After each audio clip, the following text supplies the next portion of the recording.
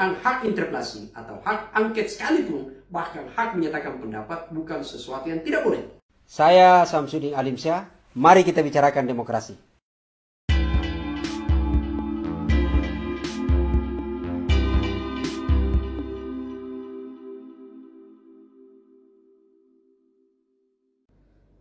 Assalamualaikum warahmatullahi wabarakatuh.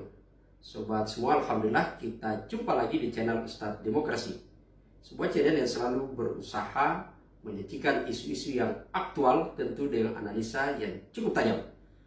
Sobat semua, pada edisi kali ini kita akan membahas berkaitan dengan rencana DPRD DKI mengajukan interpelasi terhadap Gubernur Anies Baswedan, Gubernur DKI Anies Baswedan, berkaitan dengan rencana untuk mengadakan ajang Formula E di tahun 2022. Ada banyak orang yang kemudian menimbulkan persepsi macam-macam terhadap rencana pengajuan hak interpelasi tersebut.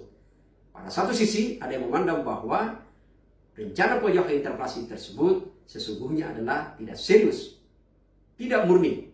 Bahkan ada yang lebih ekstrim menilai bahwa pengajuan interpelasi tersebut lebih pada pelampiasan dendam kesumat dari PDI Perjuangan gitu ya, yang kemudian bersama dengan PSI terhadap Anies Baswedan. Kalau memang kita melihat sebenarnya sejarah perjalanan, sejarah keterpilihan Gubernur Anies Baswedan di tahun 2017 memang penuh dengan jalan berliku, bahkan penuh drama yang cukup menegangkan, yang akhirnya kemudian berhasil menumbangkan jagoan PDI pada saat itu, PDIP pada saat itu, yaitu adalah paket Ahok bersama dengan Jarot. Itu yang terjadi pada saat itu, yang pada pilkada 2017 sampai harus mengambil 2 putaran. Jadi pada putaran pertama ada 3 paket, ada AHY, kemudian ada Anies, ada Ahok gitu ya. 3A pada saat itu bertarung, yang kemudian akhirnya maju pada putaran kedua adalah Anies melawan dengan Ahok gitu ya. Itulah yang kemudian jagoan PDIP pada saat itu, yang semua juga orang terperangah karena publik melihat kinerja pada periode sebelumnya. Hasil survei kepuasan menyatakan bahwa mayoritas penduduk Jakarta itu puas atas kinerja Ahok. Tapi kemudian hasil pilkada memperlihatkan, hasil perhitungan suara ternyata memperlihatkan bahwa kemenangan berada di tangan Anies pada saat itu. Itulah yang kemudian banyak yang mencoba mengkait-kaitkan bahwa interpelasi pada hari ini adalah tidak lebih pada pelampiasan dendam kesumat, yang PDI belum menerima betul bahwa Anies bagian dari yang harus betul serius untuk dikontrol terus. Itu adalah persepsi pandangan pertama. Meskipun pada penilaian yang lain ada juga yang memandang bahwa hak interpelasi yang akan diajukan, yang akan diajukan teman-teman di DPR sekarang ini, itu adalah sesungguhnya sangat serius. Bahkan dianggap itu penting gitu ya. Setidaknya menjalankan fungsi DPR dalam rangka fungsi pengawasan terhadap kebijakan pemerintah atau Gubernur DKI sekarang ini. Dan bahkan ada yang memang memberikan warning, mewanti-wanti bagaimana gubernur harus hati-hati merespon. Karena bukan tidak mungkin ini hanyalah pintu awal yang dilakukan PDI sebenarnya, PDIP sekali lagi gitu ya, bersama dengan teman-temannya, bersama dengan koalisinya yaitu PSI, untuk kemudian bisa jadi menjegal Anies di tengah jalan kalau kemudian tidak serius menghadapi hak interpelasi sekarang ini. Jujur saja saya sendiri secara pribadi sebenarnya adalah memberi apresiasi terhadap DPRD dimanapun saja, bukan hanya di DKI gitu ya, tapi dimanapun saja. Kita ada sebenarnya 34 DPRD provinsi dan ada 554 DPRD kabupaten kota, yang harusnya adalah memang tidak kemudian kikir untuk menggunakan hak pengawasannya terhadap eksekutif. Karena itu sudah diatur dalam konstitusi kita. Hanya saja juga tidak boleh terlalu murah mengobrol, salah menggunakan hak konstitusionalnya dalam melakukan fungsi pengawasan terhadap eksekutif. Karena ini adalah hak yang harusnya betul-betul digunakan berdasarkan konstitusi. Tidak kemudian belum apa-apa langsung menggunakan saja. Tapi bagi saya adalah secara pribadi, penggunaan hak interpelasi atau hak angket sekalipun, bahkan hak menyatakan pendapat, bukan sesuatu yang tidak boleh. Karena itu konstitusi mengaturnya. Itulah sebabnya kalau sekedar mengingatkan kembali, pada saat periode kepemimpinan Ahok sekalipun dulu di DKI, itu pernah ada hak angket. yang dilakukan DPRD pada saat itu gitu ya. Yang kebetulan ketuanya justru dari PDIP pada saat itu sebagai ketua DPRD. Ingat, publik pada saat itu juga menyatakan bahwa hak angket yang diajukan DPRD itu adalah tidak konstitusional, tidak seharusnya dilakukan, bahkan ada yang menyatakan bahwa itu tidak pantas. Lalu kemudian secara pribadi saya menyatakan bahwa pada saat itu secara institusi menyatakan bahwa hak angket yang dilakukan DPRD pada saat itu adalah penting adanya dan harus didukung oleh publik. Karena ini adalah bagian dari konstitusi yang dilakukan oleh DPRD untuk membongkar bagaimana sebenarnya praktek kolusi dalam proyek di DKI. Nah, itu kemudian terjadi. Tidak ada masalah pada saat itu gitu ya. Jadi hal yang biasa saja. Teman semua, sebelum kita membahas berkaitan dengan sikap politik apa yang terjadi, apakah betul ini hanyalah sebuah pelampiasan dendam atau memang konstitusional, saya ingin mengajak kita semua untuk coba merujuk kembali dulu apa sih sebenarnya aturan-aturan main yang berkaitan dengan regulasi untuk penggunaan hak interpelasi. Teman-teman semua, saya ingin mengingatkan bahwa berkaitan dengan DPRD, sesungguhnya sejak amandemen Undang-Undang MD3, jadi pada tahun 2017 sebenarnya rezim undang-undang, rezim DPRD secara murni sebenarnya sudah keluar dalam MD3. Kitabnya DPRD, panduannya, rujukannya untuk bekerja DPRD sekarang ini adalah itu berada pada Undang-Undang Nomor 23 Tahun 2014 tentang pemerintahan daerah. Itu murni di sana.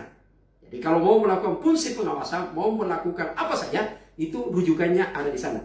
Kalau ingin kemudian menggunakan hak-haknya terhadap eksekutif juga ada di sana gitu ya. Itu yang kita harus menjadi rujukan. Apa yang terjadi dalam Undang-Undang 23 di sana gitu ya, kalau kita lihat. Jadi Undang-Undang 23 sekali lagi ingin mempertegas jenis kelamin DPRD adalah bagian dari unsur penyelenggara pemerintahan daerah. Jadi DPRD adalah institusi yang setara dengan eksekutif, itu adalah setara dengan pemerintahan daerah gitu ya, yang bagian dari unsur penyelenggaraan pemerintahan daerah, yang tentu dibentuk dalam fungsi yang berbeda, peran dan fungsi yang berbeda gitu ya. Yaitu kalau kita cek dalam konstitusinya bahwa DPR dibentuk dalam kerangka untuk memastikan pemerintahan berjalan on the track, memastikan bahwa pemerintahan berjalan tidak melakukan perbuatan koruptif dan tidak juga melakukan perbuatan yang otoritarian sampai kemudian membuat keresahan di publik. Itulah kemudian sampai keluar dalam berbagai pasal, setidaknya kita mencatat ada 3 pasal yang mengatur berkaitan dengan hak fungsi pengawasan DPRD. Saya kita lihat di pasal 86 bahkan di sana disebut bahwa DPR apabila gubernur atau kepala daerah, baik bupati, wali kota, gubernur, membuat sebuah kebijakan yang menimbulkan keresahan publik, maka kemudian DPR bisa melakukan hak interpelasi atau hak angket.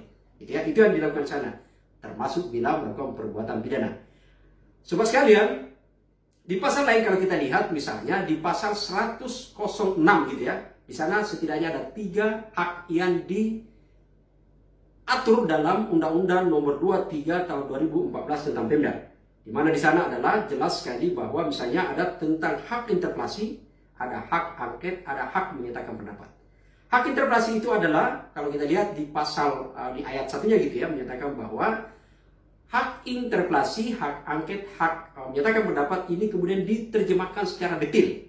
Hak interpelasi itulah hak yang diberikan kepada DPR untuk meminta penjelasan keterangan kepada eksekutif berkaitan dengan kebijakan strategis yang dipandang berdampak luas menimbulkan keresahan bagi publik. Itu ingat ya, jadi kebijakan strategis yang dilakukan berkaitan dengan hak interpelasi. Berbeda dengan hak angket adalah kebijakan strategis yang juga menimbulkan keresahan tapi dipandang karena bertentangan dengan konstitusi, bertentangan dengan undang-undang. Itulah hak angket gitu ya. Ada dugaan pelanggaran di sana. Sehingga kemudian saya ingin menyatakan bahwa memang ini agak menarik untuk kita diskusikan berkaitan dengan hak interpelasi yang diajukan oleh DPRD. Umumnya apa ya, serius atau sekedar menggertas saja atau apa target lain gitu ya. Karena coba kita lihat misalnya dalam pasal 72 misalnya kalau kita lihat di PP, jadi kalau kita misalnya lihat di pedoman tatip penyusunan tatip tahun 2018 tentang pedoman penyusunan tata tertib DPRD, itu di sana juga ada dijelaskan gitu ya, berkaitan dengan penggunaan hak interpelasi. Ingat, tadi disebutkan bahwa penggunaan hak interpelasi adalah itu karena berkaitan hak DPRD bertanya, hak untuk meminta keterangan kepada pemerintah daerah berkaitan dengan kebijakan strategis. Dalam PPI dijelaskan bahwa gubernur ternyata boleh saja kalau berhalangan itu tidak menghadiri. Itu dalam posisi hal yang perlu kita lihat soal kekuatan politiknya. Gubernur apabila berhalangan bisa saja mewakilkan kepada siapa yang dipercaya untuk memberikan penjelasan jawaban atas pertanyaan DPR. Tidak ada konsekuensi di sana. Tidak ada yang bisa memaksa bahwa harus gubernur yang hadir. Meskipun secara etika idealnya gubernur yang hadir. Tapi kalau kita lihat dalam pasal ini satu pertanyaan besar yang harus kita menyatakan bahwa apakah tepat kuat interpelasi diajukan atau tidak. Apalagi kalau kita lihat muatannya adalah materi yang akan diinterpelasi adalah berkaitan dengan rencana ajang permula yang sebenarnya ini juga belum dilakukan sekarang ini gitu ya. Kita lihat. Selain hak interpelasi sebenarnya adalah ada fungsi pengawasan yang bisa dilakukan oleh DPRD. Misalnya berkaitan dengan alat kelengkapan DPRD itu adalah komisi gitu ya, yang harusnya bisa DPR segera melakukan rapat atau bahkan menjadi keputusan DPR untuk memberikan rekomendasi kepada eksekutif menunda pelaksanaan ajang permula tersebut.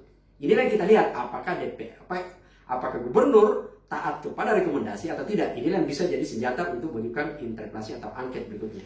Yang lain adalah saya sih sebenarnya untuk kemudian lebih setuju kalau memang serius gitu ya. Ini kan saya memandang bahwa justru interpelasi memang agak ya lemah lah, cemen gitu ya, karena itu tadi kita full mau lobby mengajukan prasyarat untuk interpelasi sama aja sebenarnya dengan eksekutif dan interpelasi dan angket gitu ya dari sisi jumlah pengajuan gitu. Jadi tapi kemudian implikasi hukumnya tidak sama gitu ya. Kenapa kemudian tidak segera langsung saja menggunakan hak angket kalau serius gitu. Misalnya agak sabar sedikit menunggu kebijakannya, lalu kemudian mengajukan hak angket. Hak angket itu apa? Saya ulangi lagi tadi gitu ya, dari pasal 106, hak angket itu diajukan dalam rangka kebijakan strategis yang menimbulkan gitu ya, keresahan publik karena ada dugaan pelanggaran atau bertentangan dengan undang-undang lain. Apa yang dilanggar kejar satu, misalnya gitu ya, bocoran gitu. Ingat, ada banyak, apalagi ini kita belum tahu apakah masih ada pandemi atau tidak ada pandemi pada tahun itu gitu ya. Kita lihat, sekarang ini Indonesia itu negara kita berdasarkan Kepres gitu ya, itu kita masih berada dalam situasi status darurat karena pandemi. Kita akan lihat apakah karena status darurat ini membenarkan ada kegiatan yang menimbulkan kerumunan. Ini kita akan lihat gitu ya. Yang kedua adalah ada Undang-Undang Karantina Kesehatan nomor 6 tahun 2018 di situ. Kita akan lihat semua pada tataran ini. Apakah kebijakan itu tidak bertentangan? Apakah kebijakan untuk melakukan kegiatan ajang permula ini tidak bertentangan dengan kebijakan lain? Karena ingat, hak angket itu adalah ketika dipandang ada bertentangan kebijakan. Yang lain adalah bisa juga melakukan penyelidikan. Jangan sampai justru ada aktor lain yang bisa, mohon maaf gitu ya, kalau ada kecurigaan bahwa dalam kegiatan ini justru menimbulkan memperkaya orang lain, orang-orang. Tapi sekali lagi, yang Buya bersabar sedikit untuk kemudian menunggu itu gitu ya. Ini yang kita lihat, sehingga saya ingin menyatakan bahwa sekali lagi, secara pribadi mengatakan penggunaan hak bagi DPR dalam rangka melakukan pengawasan terhadap eksekutif itu adalah tidak ada masalah. Sepanjang itu betul dilakukan dengan konstruksinya dan target yang lebih jelas. Itu yang poin penting. Karena kemudian kalau sekedar obrol saja itu ada banyak hal yang perlu kita pikirkan. Karena bisa mengundang banyak energi